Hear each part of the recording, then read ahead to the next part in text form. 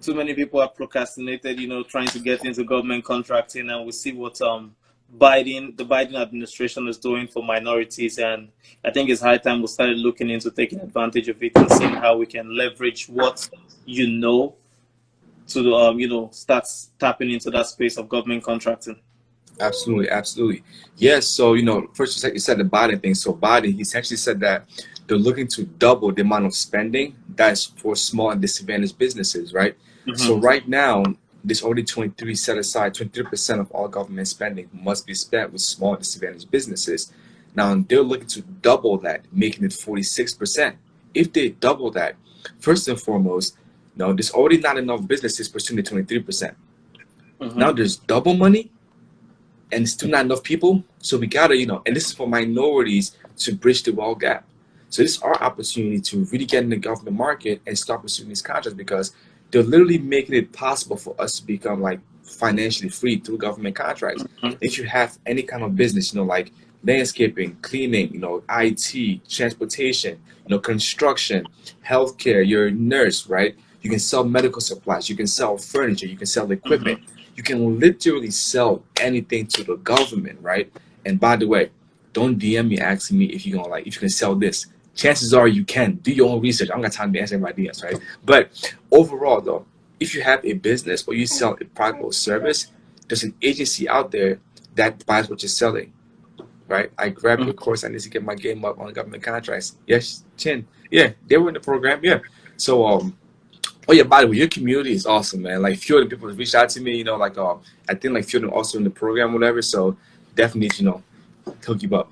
But yeah, so there's just a lot of opportunities out there for minorities to really start leveraging these government contracts, and it's just important that we get in there, right? So just to give you a quick overview of winning government contracts. So there's three ways you can make money with government contracts. Only three. The first way is your contractor selling directly to the government. So if you Mm-hmm. have a business, transportation, IT, construction, you're in health industry, you're selling supplies, like medical supplies, PPE, you're selling furniture, whatever you're selling, right? You can sell that directly to the government. You're a contractor. The second way is to be a consultant.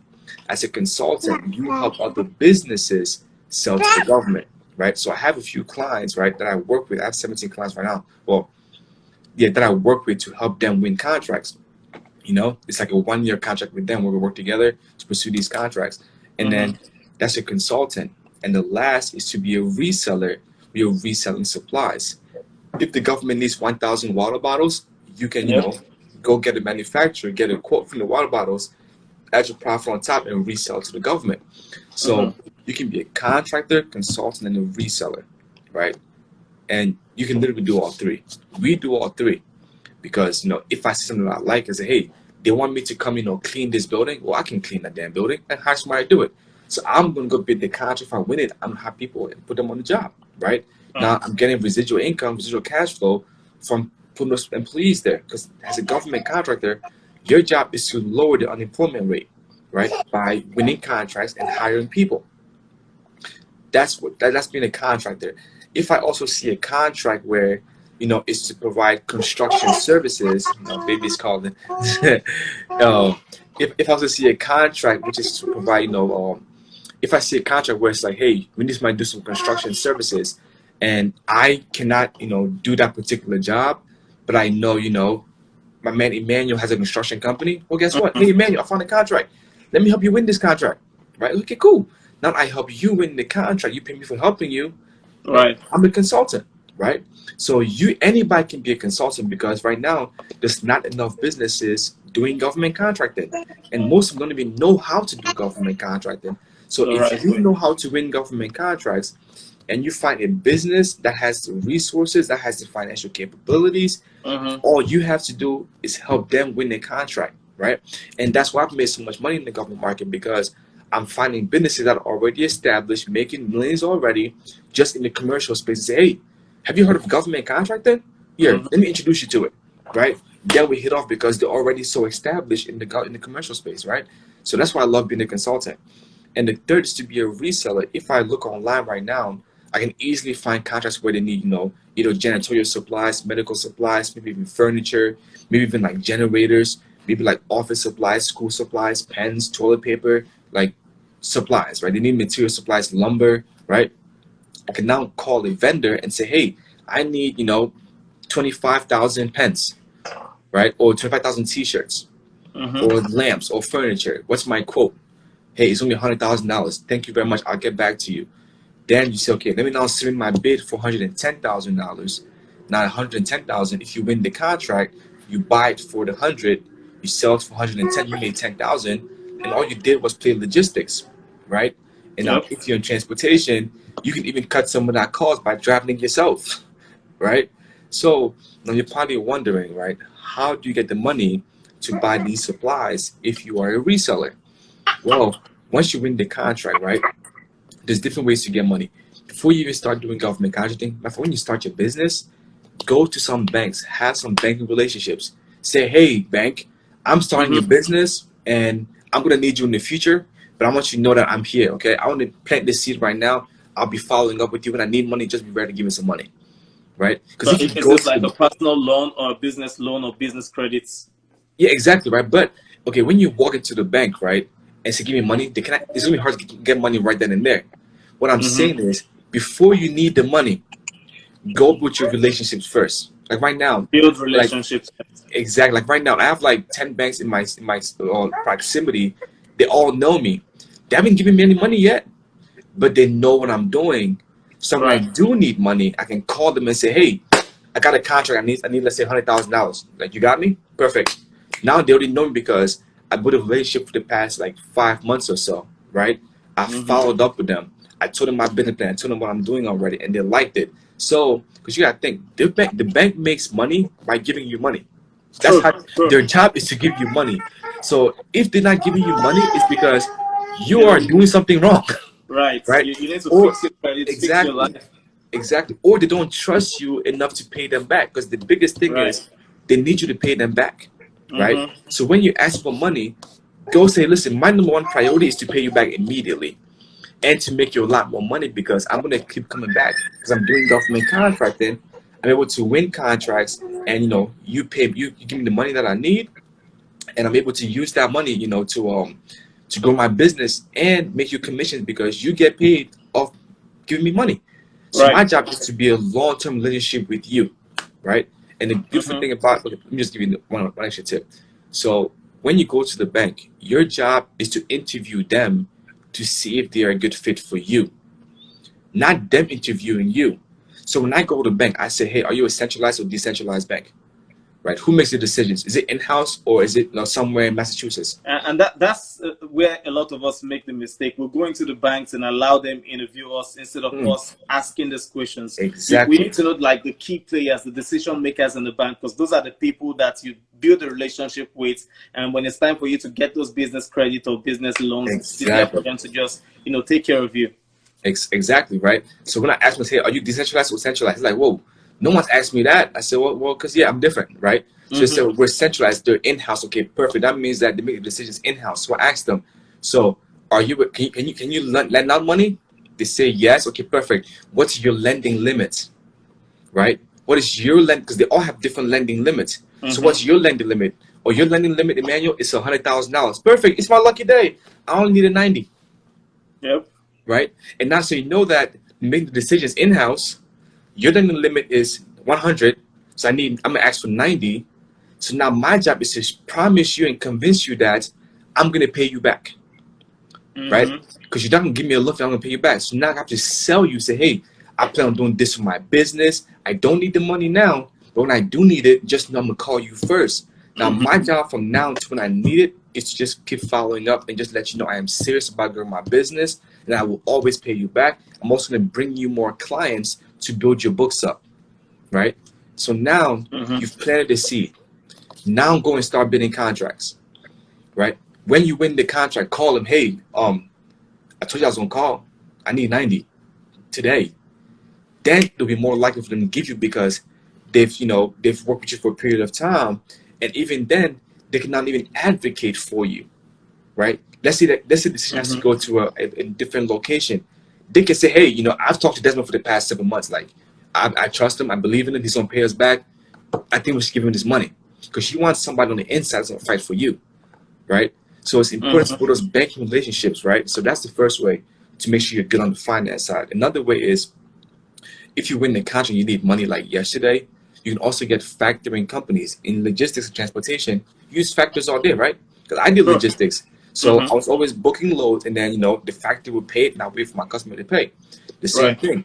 The factoring company will buy your invoice, right? Because the government is going to pay you. So if you need you need $90,000. The factoring company will give you the 90, right? And then you do the job, but they'll take a percentage of that for factoring you the money, right? So you can That's leverage correct. that starting right now, to essentially get momentum in your business before, you yes, so you want to leverage the factoring company to get the capital, and then use that to get momentum in your business, so that eventually you won't even need the factoring company anymore, because now you build cash flow, right? You build some credit, right? You can also even get like a line of credit if you want to. Overall, win the contract and you will always find some money. But in order for you to guarantee you have some money, start with building relationships before you even start pursuing contracts, so that when you do win the contract, you can go back to your relationship. If your relationship falls through, because sometimes they might, then you can go to a factoring company. You can get a loan. If you have a brick and mortar location, you can actually get an asset based loan, right? Where it says, hey, like, hold my building as collateral. Like, you can get the money, right? Because at the end of the day, the government is gonna pay. So now that so right now, money should not be your issue, not be your problem. Trust me, you win the contract, you will find some money, right? So get the money out of the table.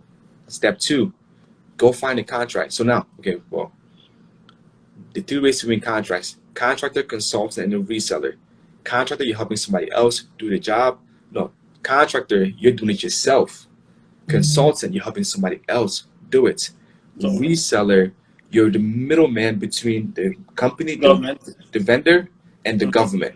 You put them together, right? They need computers, you get a quote, submit the bid, you win the contract, you buy it, and then you sell it, and then so on, right? So now, how do you win the contract? Okay, I've made it 4 simple pillars, because last time I went all over the place, right? It's 4 simple pillars to win contracts. Okay, 4. The first pillar is your business avatar. What do you sell and who buys it? The first is the business avatar. Your business avatar, yes. What do you buy? What do you sell, and who buys it? It's important to know exactly who buys your particular products or services, right? You need to know who's buying your products or services. You literally have to know who's buying it, right? Just like in any other business, you need to know who your target market is. The good thing about government contracting is it's all public information. So you can go do the market research and figure that out. That's the first step. Know your business avatar, know who buys your products or services, and then back it up with market research. The market research lets you know where to go, because there's over 500 agencies. You can't pursue all of them.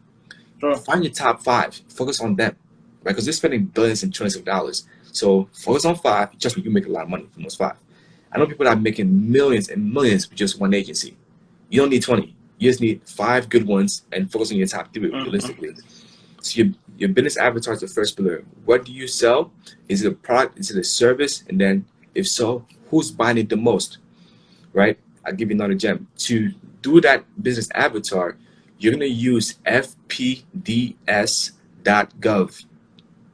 and PDS, Federal Procurement Data System, right? fpds.gov. And you can also use usaspending.gov. usaspending.gov. Those 2 websites will show you where the money is going, what agency is winning what agency is giving the contracts, what location you're in, how much money has been spent in Georgia, in Chicago. It will literally tell you, so now I can say, okay, for my particular industry, they're spending $700 billion in Texas. So it would make sense for me to go do business in Texas, right? Because you're a business person, you want to go where the money is. It's easier to make money there, right? So that's the first pillar, your business avatar. The second pillar. But the first one is fpds.com. Yes, right? Gov. Gov, yeah. Okay, so I wanted to be sure. And the second one is usaspending.gov. Yes, usaspending.gov. All government websites are .govs. Okay. Right? So USA Spending and fpds.gov. Those 2 will help you do the market research, right? At least as a beginner, right? There's other ones that's more advanced, but like right now, FPDS and USA Spending is great. Okay. Now you know your business avatar, you know what you want to sell, and you know exactly who buys it, right? What agency buys it, right? The Mm-hmm. second pillar is your pipeline. Where are you finding these contracts? The good thing is you did research and found out that Army is buying your services, NASA is buying your services. Mm-hmm. Now you know where to go find the contracts. So there's different ways. There's a forecast list. Every agency has a forecast list where they essentially say, hey, in 2022, we're going to be buying these services. Every agency has one in the federal. So you know Army and NASA buys your services. Go get NASA's forecast list and look at what they're going to be buying all 2022. Now Mm-hmm. you start positioning yourself so that when that contract is released in May next year, you've already built a relationship with the contract officer in April. So now when it's released, all you're doing is now submitting the bid and they're waiting for you, right? That's using the forecast list. Another way to find the forecast list is to prepare. That's you being proactive rather than reactive, right? So Mm-hmm. using the forecast, if you're planning, say, hey, I'm gonna, you be proactive and plan because I know that 5 months from now they're gonna be buying 25 laptops. I have a laptop distributor, so I'm gonna align myself with them to win this contract in 5 months, right? So Mm-hmm. now that's you being proactive. If you want to be reactive, you're going to use sam.gov, right? sam.gov. On sam.gov, you can actually find contracts that are essentially out for bid right now, right? I can go on there right now and put in my service, whatever my NICS code's in, and find the contracts that's out there right now, and now start responding to those, right? So the second pillar, right, is where you find these contracts, and it's your pipeline. You need a full pipeline, just like any other business. If you have one lead, you're gonna go out of business, right? If you Mm-hmm. have if you have 1,000 leads or 100 leads, now you can sustain. So you want to find multiple contracts. Let's say like let's want to make it $1 million in a year, right? Well, in your pipeline, have a $20 million pipeline. Out of those $20 million of contracts, you're gonna say, okay, I can't do this one. I can't do this. I can't do this. I can't do this. Okay, perfect. If I submit the bid on this ones, I'm gonna make, let's say, $1 million on it, right? So now Mm-hmm. you had a big pipeline. You filter it out to your top opportunities. Now that's your pipeline, right? You have all these contracts. The third Mm-hmm. pillar is your proposal writing process. How are you gonna actually win that contract now? Like, how are you going to write the best proposal for that particular contract, right? Mm-hmm. So I have a simple process that I follow. The first step in the proposal writing process is you want to read the RFP. You got to read and understand exactly what they want, right? Do What? you do RFP? Yeah, You do that, right? yeah. Oh Okay. no, oh yeah, no, yeah. I don't do it for people. Oh, you don't do it I, for people.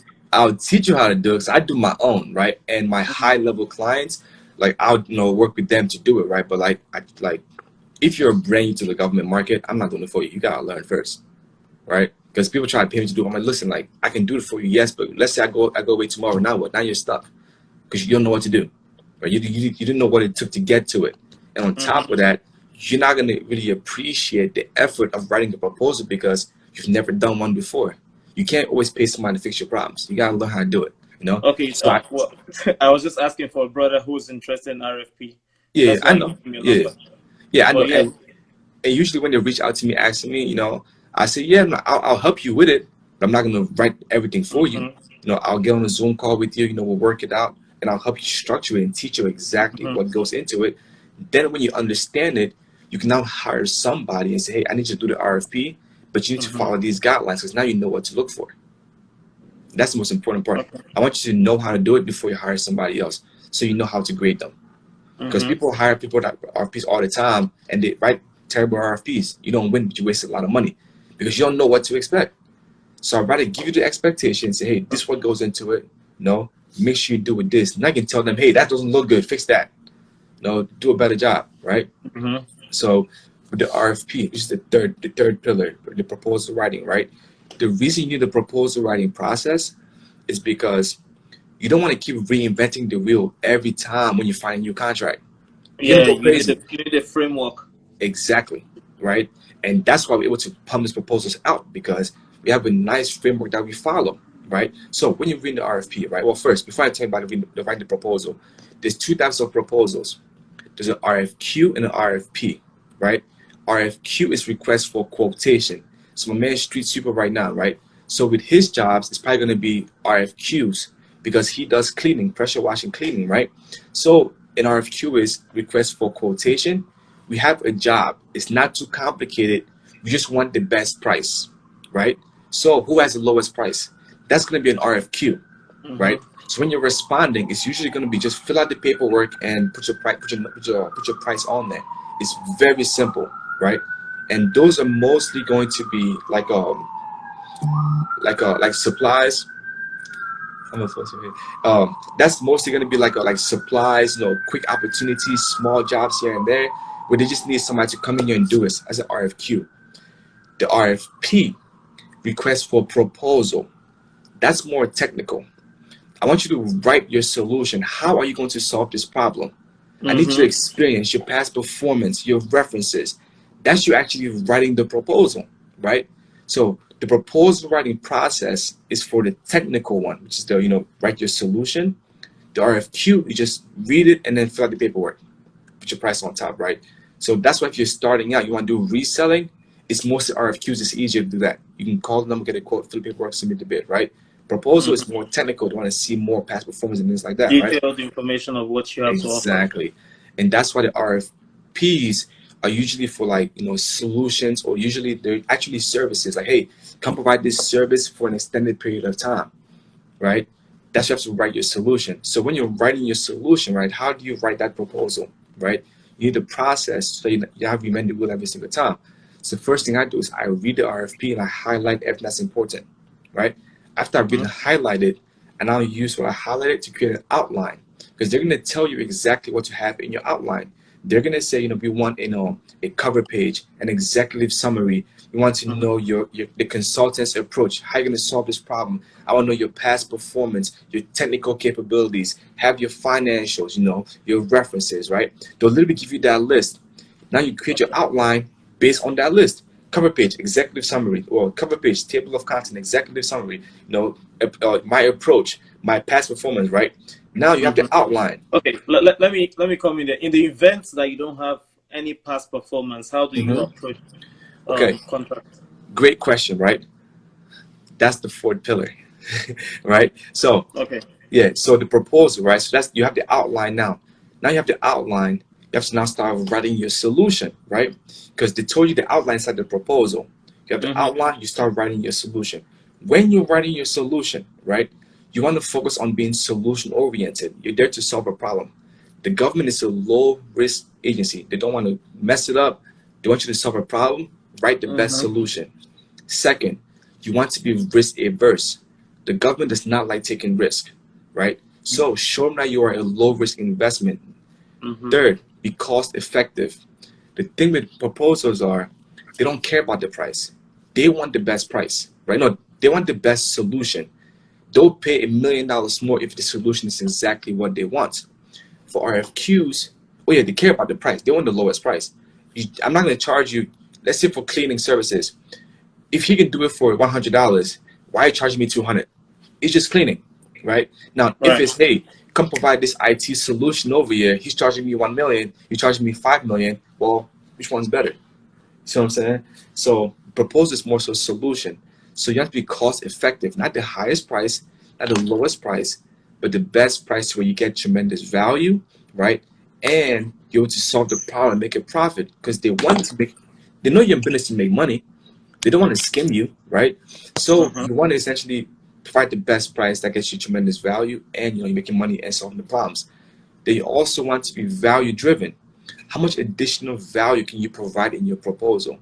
Everybody likes like more, right? So say, hey, Sure. I'm gonna give you, additional warranties, 24 hours support, help desk, right?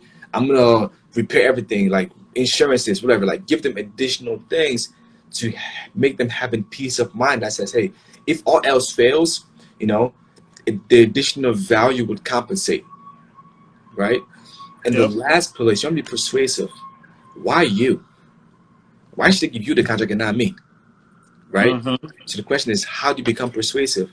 Well, you build a relationship first and That's foremost. where you sell the solution. Exactly. You set a solution, but you really sell yourself. Say, I'm gonna do this, do this, do this. I'm gonna be a small mind. I'm a small minority on business.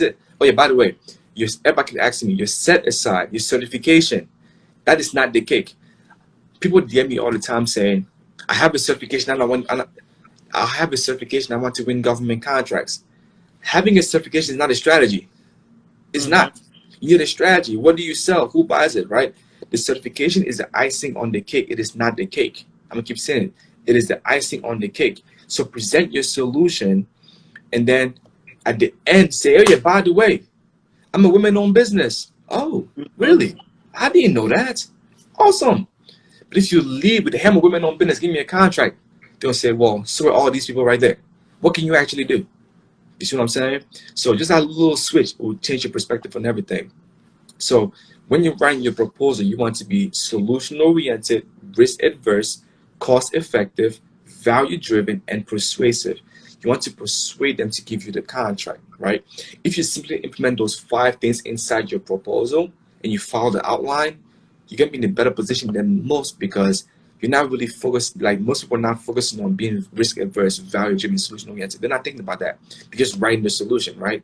So having those little words in there to like kind of arouse them a little bit makes them really feel like you're solving their problem because that's what they're thinking about, right? So give Mm-hmm. them that. That's your proposal. Then the last pillar, the fourth pillar, right, is leveraging teaming agreements, right? Leveraging what? Leveraging teaming agreements. I call it LTAs, right? So let's say, like you said, past performance, right? I find this transportation contract, and they need to like they'll move some stuff from the port, right? And I can do it, but I don't have any past performance. Well, the good thing about federal contracting is I can, let's say you have a company doing transportation already in that space.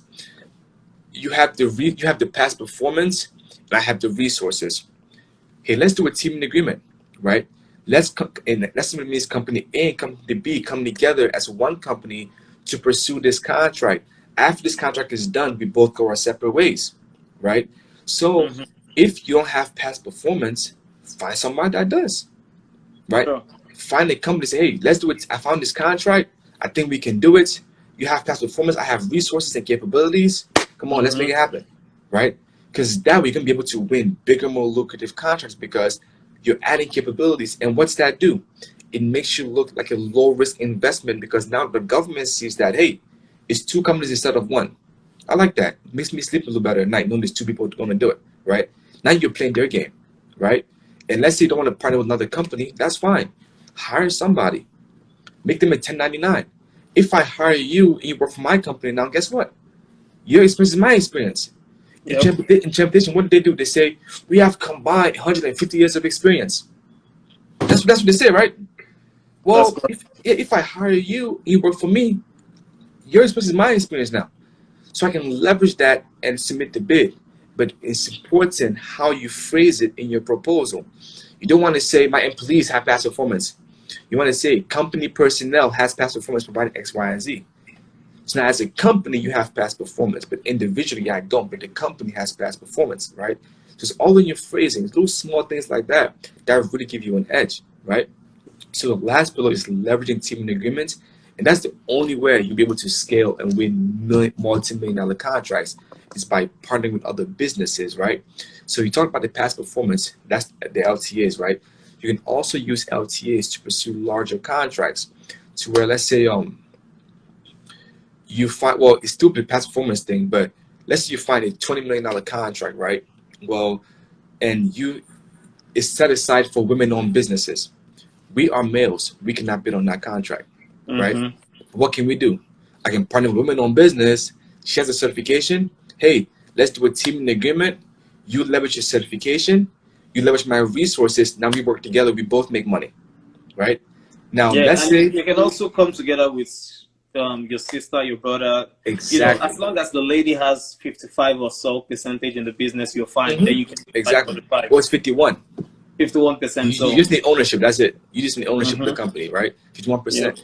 So if you have 51% of the company, right, and you're women-owned business, you can essentially leverage that certification because it eliminates everybody else. So you find a construction project, you say, okay, I have the resources, but I don't have the certification. Well, find somebody that does. I have the resources, but I don't have the past performance. Find somebody that does, right? Or you found the contract you really want to do, right? You don't have, the capabilities to go do it yourself. That's fine. Mhm. Find somebody else. Let them be the prime. Help them bid the contract as a consultant. And if they win, they hire you as a subcontractor, right? So now Mhm. you literally have the contract. You say, hey, I can't do it. Let me help you win it. When you win it, hire me. Or I'll win it and hire you. Or we do a team agreement. But you're going to scale a lot faster in the government market if you partner with other businesses. That is just simple as that, right? Because, for example, let's say you're averaging $100,000 a year and you partner with a company doing $10 million a year, right? That's obviously a big gap. Now, this $10 million company wins a $10 million contract and they hire you as a subcontractor making $100,000 a year. And they Mhm. give you 10% of that contract. Well, that's $1 million. Yep. They give you only 10%, right? So they still made 9 million on the contract and you only made one. But that one took you from $100,000 a year to $1 million a year. So you can always partner with other businesses, right? Even if you don't have any past performance, find a company to work with that has as a subcontractor and And just partner with leveraging them, it. right? And just leverage them. Because if they listen, and when you reach out to them, say, listen, my name is Desmond, ABC Company, provide ABC services. I see you guys are killing it in the government markets. I would love to support you guys and help you guys grow a lot faster. We provide great work. I want to help you win bigger, more lucrative contracts. It's all about you. I just want to be here helping you. They say, oh, okay, perfect. Yeah, come on board. Let's go keep winning. And I'll be back here doing the work, right? Mhm. Now they're winning, making hundreds of millions of dollars, whatever. And you're getting a little small percentages. You're not even doing anything. Just now your company is growing to where, let's say now they get an 8A certification, right? They keep winning these bigger contracts, and now the 8A certification expires. Well, guess what? Now you can get your 8A. Now they become your sub because they've given you all the past performance. They've been feeding you contracts. You know all the work. Now they become the sub. Now you become the big dog, right? Mhm. So there's like literally so much strategies about like you implement to win contracts. But at the bare minimum, right?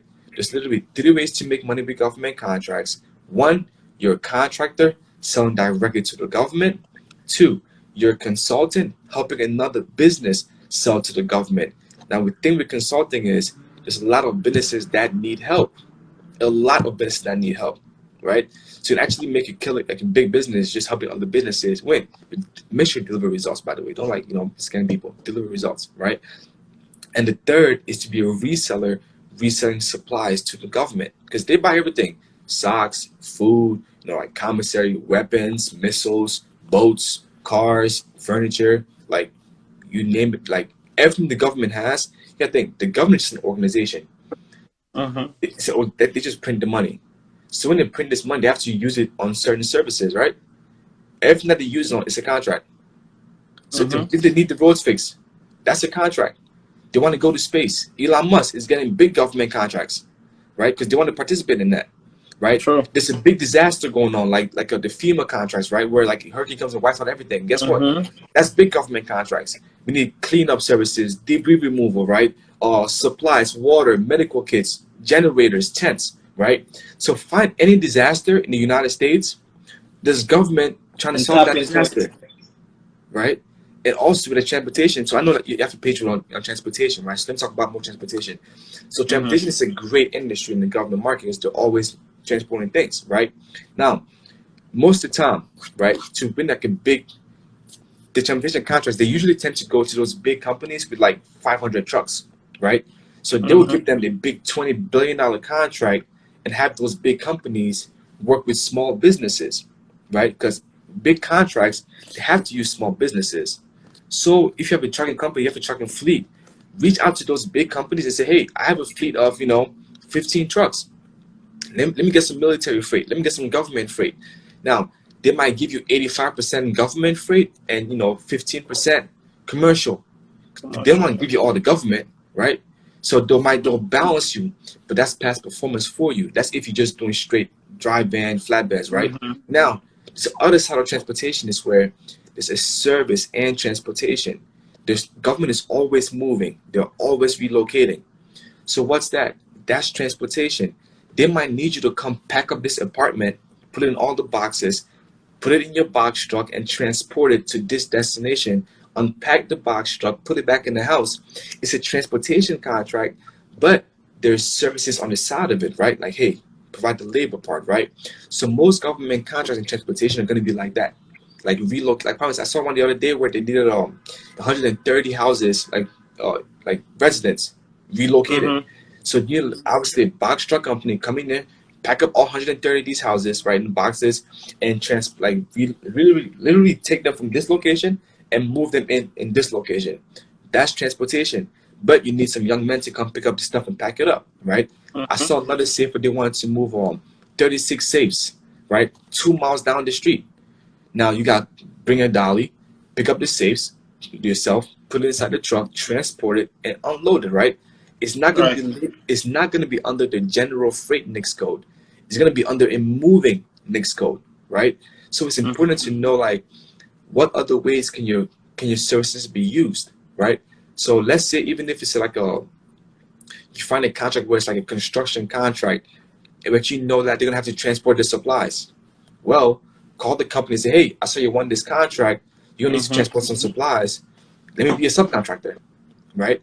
So you can always find like your service within a contract. You might not win the entire, multi-million-dollar contract, but this Mm-hmm. big government contract might need your services, like a little small 5% of it. Just be the subcontractor on that, right? So like as far as government, I just think you can do so much. Like you can do so much. Like all I want you guys to take away from this is like whatever industry you're in, you can win government contracts. Like either you being a contractor, providing your own services directly, or you being a consultant, helping anybody win a contract, or you being a reseller, simply reselling supplies. And all you have to do as a reseller, find a good vendor, get some good quotes from them, and submit a lot of bids. Because reselling is all about the lowest price. So what's your competitive advantage? It's your price, right? So it's not really much competitive advantage there because it's all about the lowest price. But the RFPs, or the RFQs, I'm sorry, RFPs, you have Yep. a competitive advantage because it's your particular solution. And there's different ways to make yourself better than the other people because if you take the small steps like building a relationship, right? Reaching out before it's ever posted, following up, writing great proposals, that's all going to give you bonus points that you can leverage, to win your own contract. So Mm-hmm. three ways: contractor, consultant, and reseller. And how do you win the contract? 4 pillars. What are you going to sell and who buys it? You have to do your market research. You have to let the market research determine where you go. Where you After go. you know that, find the best contracts. You can find a million, like you find contracts everywhere. State contracts, local contracts, city contracts, federal contracts, international contracts. You can find them. And then the third pillar is your proposal writing process. You need a process to efficiently write this proposal so you're not reinventing the wheel every single time. And the fourth pillar is leveraging teaming agreements. Who can you partner with to expedite your success, to get you what you don't have? And you don't want to Mm-hmm. partner with businesses that are not adding value to your company, right? If we both provide construction, we both have no set asides, we both have no past performance, why are we partnering together? you know? Doesn't make So sense. doesn't make sense, right? So, but if I have A and you have B, well, let's come together and have C. You know, so like that's literally government contracting. Government buys everything, and you Okay. can do it, help somebody else, do it yourself, or resell. Follow the 4 pillars, to win contracts, and just know that there's a lot of opportunity out there. Like right now, this is a crazy statistics right here. So right now in America, there's about 30 million businesses, right? It's about 30 million businesses. Out of those 30 million businesses, 2/3 of them have no employees. They're just holding companies, right? Not really doing Yeah. anything, right? Because I have like 5 companies right now. I'm only working on The 2. same. You know what I'm saying? So 2/3 of them are just there.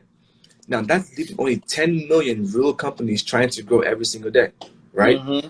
Out of those 10 million companies, 2 million are pursuing government contracts. Two, right? And when I say 2 million, that just means that they are registered in SAM. That don't mean they've won a contract, right? So 2 million pursuing contracts out of 30 million. Out of those 2 million, I would say half of them have no idea what they're doing. They have SAM and that's it. They've never submitted a bid. They have no idea what they're doing, right? So You have 2 million, let's just say all of them, 2 million businesses pursuing $7 trillion. Every business can have $3.5 million every single year if it cuts evenly. 3.5 million every single year. But the reality is, there's a lot of businesses that are not bidding. So it's really about 1 million businesses pursuing 7 trillion. That means they get about $7 million a year. But bigger businesses win bigger contracts, right? And different value and things like that, right? But out of those 2 million businesses, only 20,000 of those businesses are large businesses. And large businesses means anything over 500 employees or more than $30 million in revenue in a 5-year average, right? So like Amazon's, the Microsofts, it's only 20,000 of them pursuing contracts. So there's about 1.9 million small businesses pursuing government contracts out of 30 million. So you're competing with other small businesses. It's just that you suck at submitting bids. You know? So if you can simply enter the government market, there's tremendous financial opportunity in the government market. And you are literally one contract away. Like you are one contract away. Just go out there and start submitting bids. But to be able to submit bids consistently, you need a process, you need a framework, you need like steps to follow. Because if you don't have steps to follow, a process to follow, you're gonna be all over the place. And the thing about government contracting is there's so much information out there that you can easily get lost in all the noise. Easily, right? That's why it's important to just follow a simple process someone's laid out that says, hey, this is step 1, this is step 2, step 3, step 4. Now go do it. Now just master those 4 steps. And that's like, once you master those 4 steps, you master your business avatar, right? Are you going to be a consultant, contractor, or reseller? If so, what's the product? Okay, who buys it? Army, Navy, my state government, my local government, my city, right? Now you know exactly where to go. Then go there and find contracts. You find all the contracts, perfect. Now start writing your proposal. Follow the simple process, RFQs. Read the directions and follow. Oh, by the way, in all the proposals, they're going to tell you exactly what they want you to do What they want. inside the proposal, step by step. If you can read and write, you can do government contracting. Because they'll literally say, hey, we need you to do this, this, this, this, and this, and this, and this. In your proposal, talk about this, this, this, and this, and this. Make it this format. Provide these documents. And that's why I highlight when I read the proposal. You want to see this? So it's important to pay attention to the details in the proposal. But you're exactly. Exactly, right? And I call it a compliance matrix, right? So a compliance matrix is where you're essentially reading the proposal and extracting everything that you have to do. You want to look for words like you shall do this, you must do this, you will do this, right? You highlight those keywords, then you create your compliance matrix, and you just check on your box and say, hey, I talk about this, I talk about this, I talk about this, and so on and so on and so on, right? Then you essentially write your solution. But yeah, so it's like government contracting is not that hard. It's just that there's a lot of information out there. People hear government and they get scared. But it's like they're trying to give you money. They're literally trying to give you money, right? And that leads me to one key question I wanted to ask you today. I want to ask you today. You know how the government is, pumping money into the economy with PPP, SBA loans, and all of that. And some people are about mouthing the PPP or the SBA loans, feeling like, oh, people are getting loans, but they don't have the idea that this is what the government is trying to do. They are trying to pump money into the society for small businesses to take advantage and grow. Absolutely. Now, the Biden administration just, pumped in money for government contracting for minorities to take advantage. So you know how the PPP, the SBA loans were, the criteria for applying were very strict before now. And at some point, it got loosened up for people to be able to apply easily. Is that the same for government contracting right now? That's Biden just said, okay, we want to do more for you guys. We want to make it easy for you guys to get this fund. Does the application process have like tight scrutiny or any sort of leniency people can? Yeah, okay, so government contracting, right? It has to be fair. So there can't be favoritism, right? No matter if you're a minority or you're not, right? It's simply who has the best proposal or who has the best price. That's it. Everything else has to be black and white that says, hey, did you follow the rules or did you not follow the rules? Did you talk about this or did you not talk about this, right? So as far as the PPE loans, right, that's more so like, hey, I'm giving you money to do your thing, right? That's a more, I don't want to give you money. A government contract is more so, I'm going to pay you for these services. I'm going to pay you to come mow my lawn, right? I don't care how you apply. My question is, Get it done. did you meet my criteria, what I'm looking for? If you did not meet, then I'm not gonna give you the contract, right? So, um, and that leads me to my next thing too, right? So in the commercial space, right? That's a good segue, by the way. So in the commercial space, right? It's 80% relationships and 20% processes, right? Let me explain. So let's say that a contract comes out. You have a contract for transportation, and you say, hey, you know what? I only want women-owned businesses to participate on this. And I call you and say, yo, Emmanuel, listen, I can do this, man. Come on, let me get a shot. Come on, man, please. I can do it. My business is struggling. I need opportunity. Come on, man. Let me at least throw my bid in. You say, you know what? It's okay, Desmond. Go ahead. Right? It's commercial space. It's relationship. My relationship got me a chance to bid on it, even though you said it's only for women. Right? So in 20% processes, it's not even existent. It's probably 100% relationships. Right? Now, Right. in the commercial space, right, it's gonna be like it's gonna be hard. Let me end it there, right? So yeah, it's relationships, right? On the government side, it's 80% processes and 20% relationships.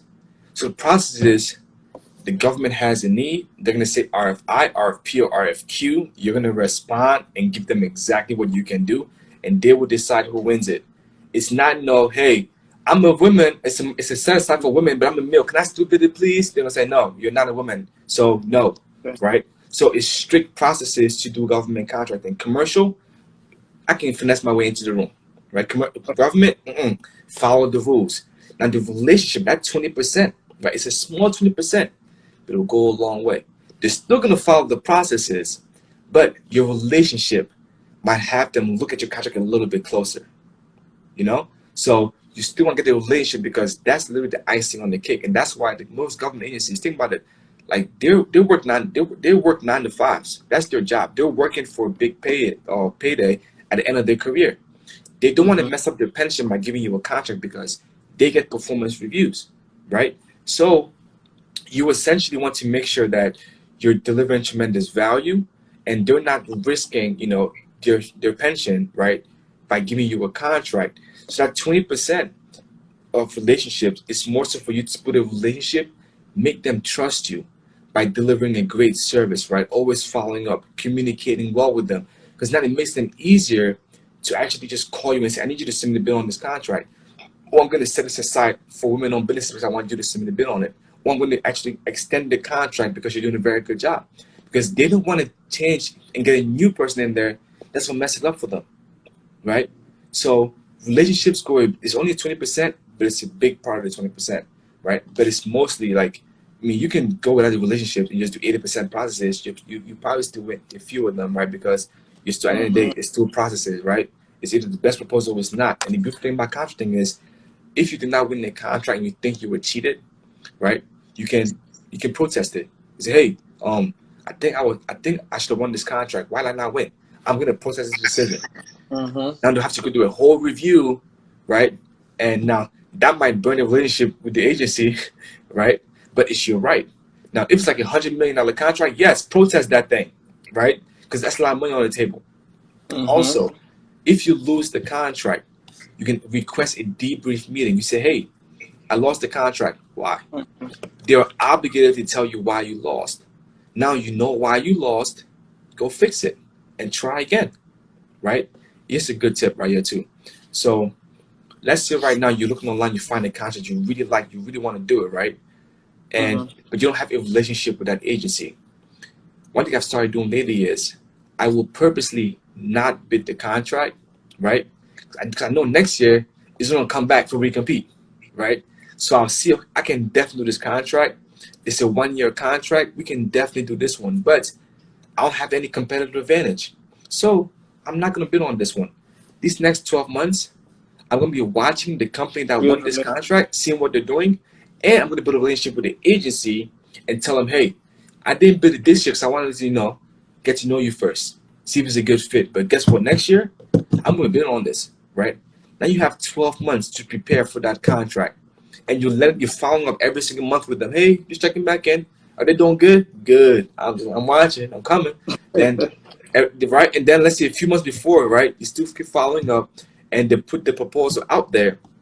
Now you submit your bid. They've been waiting for you. Now you've gathered market intelligence. you position yourself properly, you build a relationship, the agency is anticipating your proposal. Now when you submit your bid, it's not guaranteed you're gonna win, but the likelihood, right, is kind of like more because now the average person is finding it online that day when it's posted. They only have 30 days to prepare and submit the bid. You've been preparing for the past 12 months. twelve Who's gonna win? months. You see what I'm saying? So Mm-hmm. that's why government contracting is a get rich for sure. It's not get rich tomorrow. It's listen, do a little bit of work today. As time goes on, trust me, you will win. You will freaking win. And Yep. just keep stacking it. You might even start with a $10,000 contract, then a 20, then a 40, then a 60, Just 100, give it up. 150. Just keep going up, right? And the thing is, you can still be doing your commercial work. You can still be doing your transportation on the commercial side, doing the residential, right? The government is just another client. Just that they have a different way of doing the contracts. Just follow their processes. So, like, at the end of the day, you only one contract away, you know? And if you start now, you can start bidding. Right now is the best time. Like, they're just pumping money into the economy. Like, oh my goodness, right? Like, the thing with that is, so they're printing all this money, right? That's inflation happening. So, Right. inflation is going up. Gas is going up, right? Everything is going up.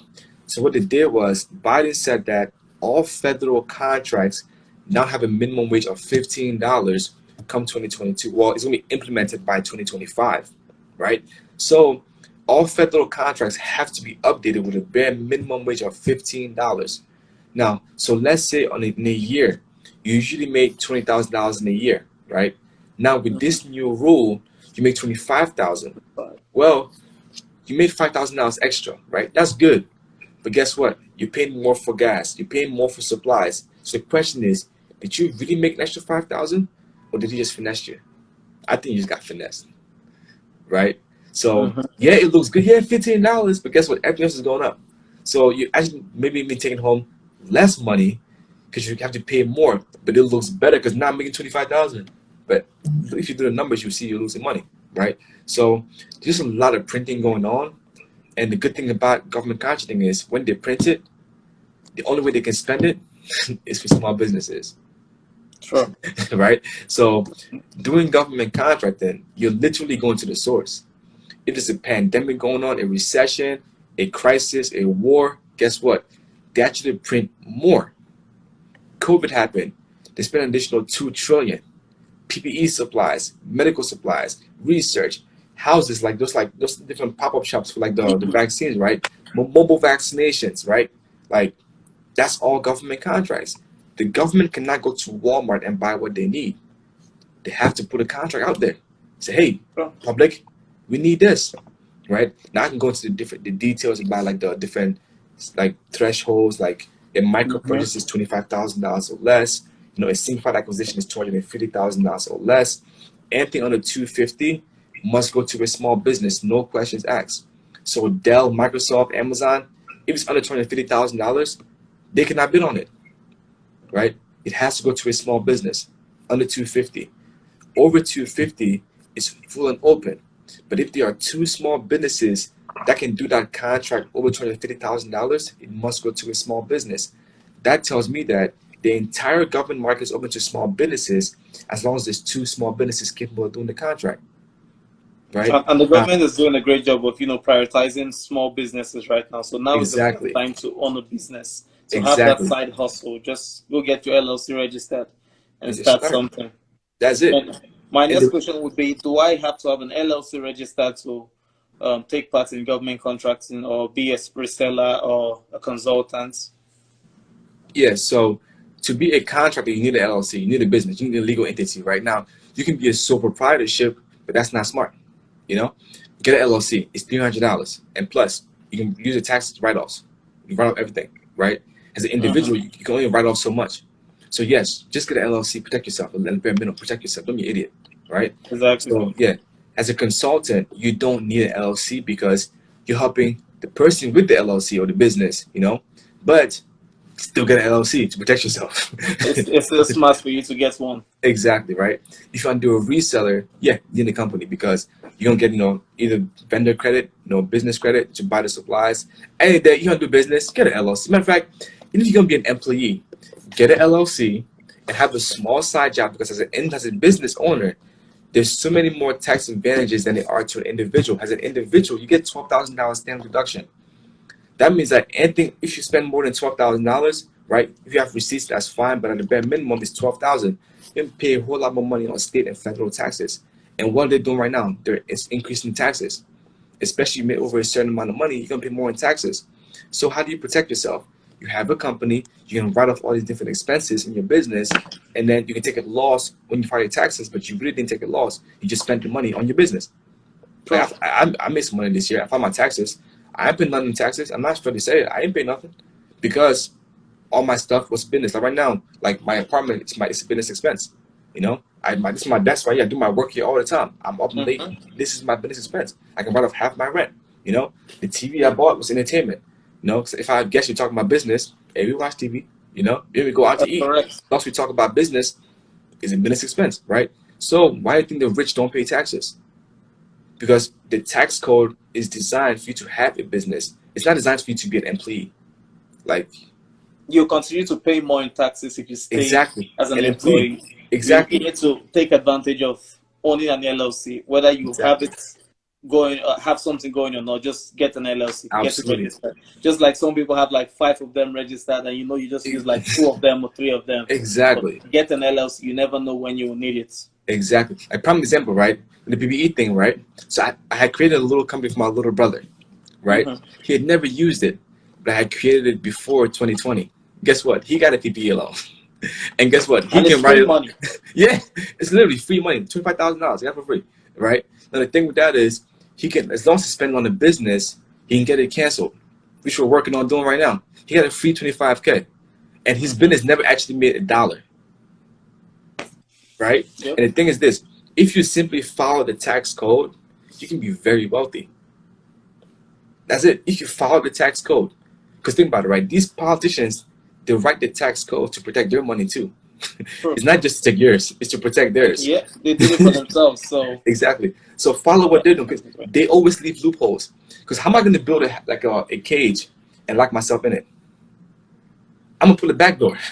Yep. There's always a back door. There's always a back door. And why do you think, like, for instance, Trump, for instance, making billions of dollars, not paying dollars on taxes? I want to know who his tax advisors are. I want to hire them. Hey, come help me. You know? So at the end of the day, your job is to not pay taxes. Because if you're paying taxes, that means you are dependent on other people rather than creating your own, business. Because at the end of the day, if you have a business, you're stimulating the economy. The government wants you to stimulate in creating jobs, right? Like if you read Rich Dad, Poor Dad, right, with the cash flow quadrants, the left-hand side is, there's the employee and self-employed. If you're employee and you're trading time for money. On the right side, there's business owner and an investor. Well, as a business owner and an investor, that's how you become wealthy. We all want to be wealthy. The problem is people not willing to, risk being uncomfortable to get what they want. It's like you already don't like your job. Leave and go get what you like. But they'd rather keep what they don't like rather than go for what they do like. Like, you already don't like it. You don't like your apartment. Well, go get a better one, right? But no, I'm fine. I'm cool. I don't want to move. Well, then stay there then. Stay there and be average, right? So at the end of the day, you just have to decide, hey, what do I want in my life? Are you going to do the work? If you're not going to do the work, then sit there, because everybody cannot be a business owner. So at the end of the day, we're still an employee. So maybe that's you. Maybe you're just going to be stuck being average and, getting minimum wage and paying taxes and everything. Because, like, at the end of the day, like, times have changed, man. Times have changed. You got to, if the pandemic did not wake you up, man, good luck. Good luck. Good luck. This was very, very informative and resourceful, Mr. Des. I appreciate you for coming on the Mentor Immigrant Show. We took a commercial break for the past 2 months. Yeah. Because I was trying to wrap my head around making some money in some other places. Fair enough. How's that crypto? That Doge? we was plugged into different markets and trying to see how we can make money. Because sometimes you find yourself giving out information and you lose yourself in the process of trying to give out information. So sometimes you want to, go back in there and recharge yourself. You know what she said? Love that. If the pandemic doesn't wake you up, good luck. And good luck. For real though, like, but what? That's correct. Like this The one time, pandemic like actually was a blessing to a lot of us. man, Like what blessing? it Think about opened it. our eyes to like opportunities and you know things we could do that we Absolutely, didn't know we could do. 100%. You had like this one. You had 12 months or like a year and a half or so to sit there and do nothing. And most people just sat there and watched TV all 12 months and complained and got fat and got depressed. Like I used this time to take advantage and literally like my business skyrocketed in the pandemic. True. Like you literally had to come like everybody else was just sitting there. You're working out when everything opens up. You're gonna be like on Mm-hmm. step 25 and they're gonna be starting because they didn't do anything. Like this was the only time in your lifetime you have 12 months to just sit there and wait. Free and Where just think, what life else can I do? paused. What else can I do? Mm-hmm. If you didn't learn about crypto during this pandemic, you didn't start investing, you didn't start a business, and you didn't Mm-hmm. start at least create a side hustle to feed yourself. Because if you're Yep, constantly yep, dependent on the government, you're gonna be screwed. You didn't get six yep. hundred dollars to last you 12 months. You might get Mm-hmm. 1,200, right? But apart from that, like you need to take responsibility for your own finances. Don't depend on anybody because a job can fire you, the government can fire you, and you're stuck fending for yourself. Like At if the you end of the leave day, your job, if your job fires you today, now what? what next? What's next? You're gonna go find another job, and then they're gonna fire you again. Yep. Now you're living scared. So go out there, like bet on yourself. Starting your business is betting on yourself. Like worst comes to worst, I got this. And the thing is, like they're making us to be so dependent on them that we're not even realizing the brainwashing that's happening. Like we really gotta start opening our eyes and like, yo, like gotta take control, man. Gotta take Mm-hmm. control, you know? Because like they're not looking out for us. They have their own interest. They have their own agendas. They don't care True. about how much food you ate last night or how much money you need. They don't care about that, right? So don't give us all this fluffy information and not do anything with all the promises that were made. What's happening? Nothing, you know. So Mm-hmm. I think we all need to like reevaluate and just overall look at ourselves and say, hey, I'm responsible for my financial future, not my company that I work for, not the True. government. I'm responsible, and I'm going to do what it takes to make sure that no matter the circumstances, I can protect my family. Because if you don't do that, you're being selfish. You're thinking about you, what you don't like to do. What about your family? Everybody should be working hard to become successful so you can help your family, help people. Because some people are not going to reach their full potential until you reach your full potential. Imagine if I didn't step into my greatness and learn about government contracting. Some people on you might not even learn about it, and then it might not even become wealthy because of government contracting, right? But because Mm-hmm. I took responsibility and say, hey, I'm going to learn about government contracting and share with everybody else, now I'm able to share, and then now people say, oh my goodness, I can do that. Now they Yep. become great at that, right? So you not focusing on your purpose is very My, selfish. my sister So just said you can't pass down your job to your children, but you can pass down your business to them. That's very correct. exactly, That's the beginning of generational wealth. Your exactly, job can never be passed down, but you can exactly. have your kids added to your LLC. You can make them business owners from whatever age you feel like, and that's what you pass down. You teach them how to create this wealth. Absolutely. I'm gonna say one last thing. I know we gotta go, but Floyd said it best, right? It's Mm-hmm. he said it yesterday after the interview of the fight. He said like legacy doesn't pay bills. It doesn't. you know, Yeah. legacy don't pay bills. You need money to pay some fucking bills. Like Mm-hmm. so you need to generate some kind of revenue to pass down to your kids. You build your business, build a foundation. That's what about government contract. As you start winning more government contracts, you get past promotion, you start winning bigger, more lucrative contracts. You can just pass that business down to your kids. Now they take the business, and now they're able to go win more, right? So Mm-hmm. like, government contract is a great way to build generational wealth because they're not going anywhere. The government's been around for about 234 years. Like, what other business has been in business that long? Nobody. You sell to the biggest buyer, the biggest spender. They buy everything. Biggest buyer in the world is The the world. government. Even in Nigeria, Cameroon, they spend. I've seen contracts for people to go to Cameroon and do things there. See Yep. them like anywhere in the world. You can literally sell anything to the government. So go out there and just start. Even if you don't win a contract this year, like you eventually win. Go on Be USA consistent. spending. Be consistent. Keep pushing. Exactly. That's it. That's it. So go out there and submit a bid. And make sure y'all file with me too. I give out free gems, you know what I'm saying? Yep. Follow my man Des. Des, you're Yeah, but doing a that's great tough job, though. and I just wanted to put this disclaimer out there because sometimes people see some of us making all this, dropping all those gems and all of that, and feel like we are there. No, we are not all there. I'm a work in Man. progress. If I had $1 billion in my account, I would not sit here to teach you. I'll be You damn right. on some island. but we're trying to build ourselves, and just like you said, teaming together. We're trying to team together and see how we can create a community of people who are like-minded and want the best for each other. So that's what we're trying to do here, and Perfect. we will not stop until we get to the top. So thank you so much, Mr. Des. I know we'll keep having this conversation now that I have Absolutely. time. Before you wrap it up, Do this. right? You said like right there. So the purpose of me doing what I do, right, is so. This is my little quick story. When I learned about government contracting, I went out there and I started bidding my own contracts. When I was bidding my own contracts, I won some contracts, right? And I realized I want to win $1 million contracts. That's not saying, hey, let me start consulting, helping other businesses win these bigger contracts so I can actually expedite my success. When I started doing that, I realized people didn't know about it, especially minorities. So I created a university, GovCon University, to help people learn about government contracting, right? Now, the reason for this community is so that we have a community of like-minded individuals, like you said, all on the same page, getting the knowledge. Now, eventually, everybody's now building their own contracts, right? Then from there, we can now collaborate down the road to go win bigger, more lucrative contracts, because that's how we're going to scale, right? So in my university, we meet every single week, every single Monday, and essentially, first I teach you how to do it, and we meet on Zoom every single week, right? Answer all your questions, just like this, answer all your questions, provide you guidance and everything, right? And when I first, when I first started my company, right, this is my first board that I bought. So it says right, I wrote this in Sharpie. In Sharpie, it says this is the company name.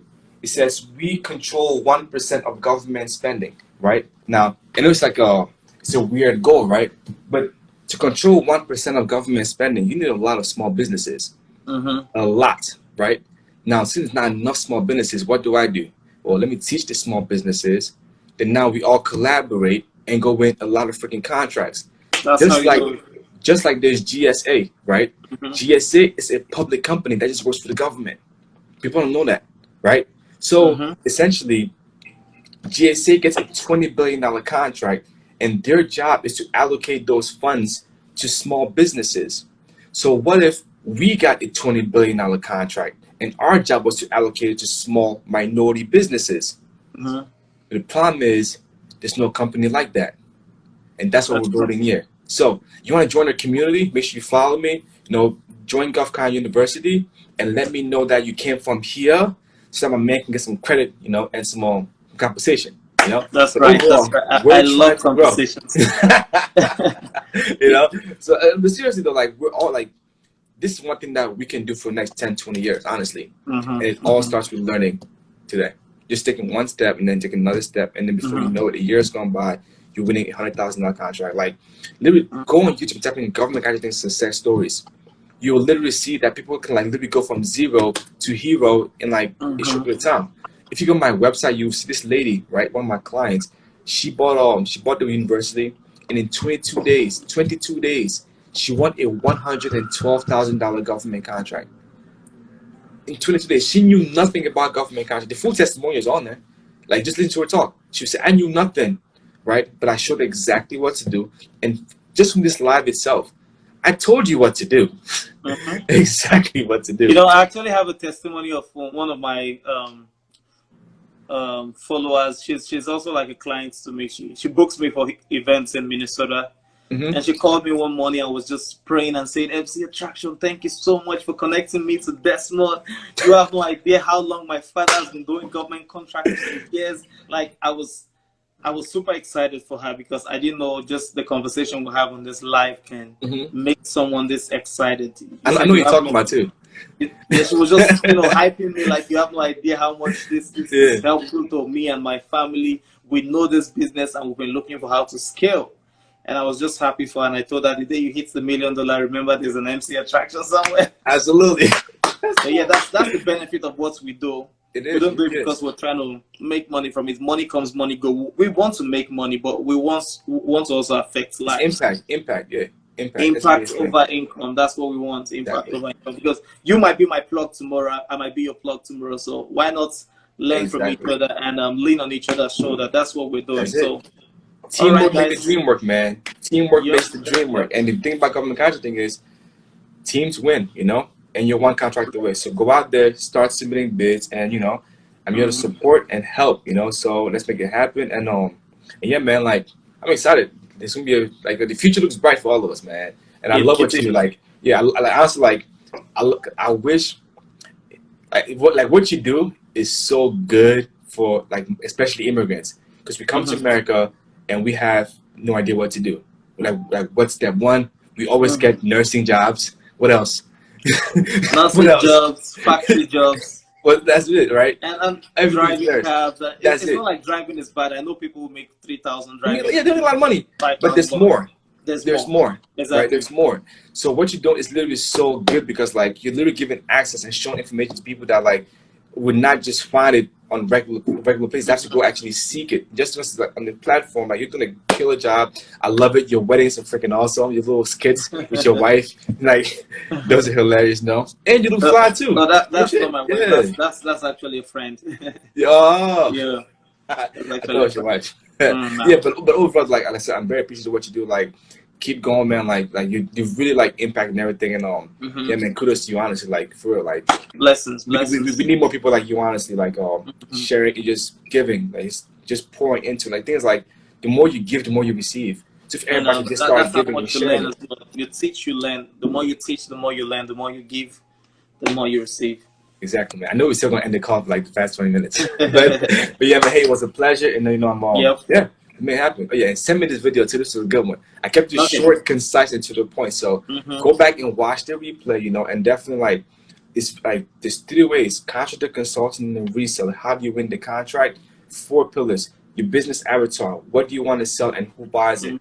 Then you find the contracts. There's either state contracts. How do you find state contracts? Go to Google, type in your state's name, and type procurements, or go to sam.gov to find federal contracts. Yep. After you find the contract, write the best proposals, have a proposal writing process to make it efficient, and then from there you want to find teaming partners to partner with to win bigger, more lucrative contracts. Simply implement those 4 pillars. What you want to sell, find the contract, proposal, teaming partner. What you want to sell, find a contract, proposal, team partner. Rinse and repeat. You just master those 4 pillars, and then you can actually change forms by being a contractor where you do it yourself, consultant help somebody else do it, or reseller, broker the deal. Do all 3, follow the 4 pillars. You're gonna be successful. Go out there, make it happen. You want contract away. That's it. Thank you very much, guys. Until we come your way again next time, my name is MC Attraction, and we have Desmond Achat. Thank you, guys. God bless us all. Night. Peace.